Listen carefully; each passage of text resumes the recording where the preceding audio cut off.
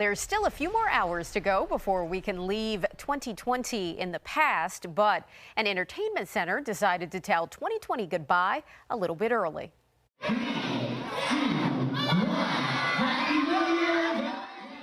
And just like that, the skate center of the Roanoke Valley dropped its New Year's balloons this afternoon, which gave kids and their parents a chance to celebrate the end of 2020 together.